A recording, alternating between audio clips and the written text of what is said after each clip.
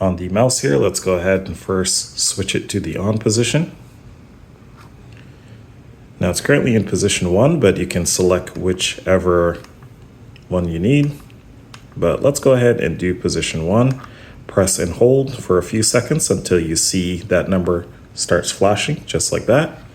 That lets you know that the mouse is now ready to be connected to. Now on your Samsung tablet, let's go to settings.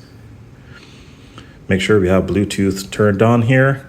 If you don't see the device, you can go ahead and click on scan at the top here.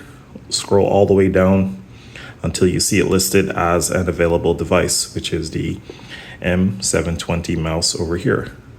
Let's go ahead and click on that. We have the pair request right here. Let's go ahead and click on pair. And then we just give it a few seconds here until we see it connected, which it is. And now all we have to do is move the mouse here. All right, let's first come out of this screen here so you can see this better. And you can see as I move the mouse, it moves on the screen. And that is how you connect the Logitech M720 mouse to your Samsung tablet.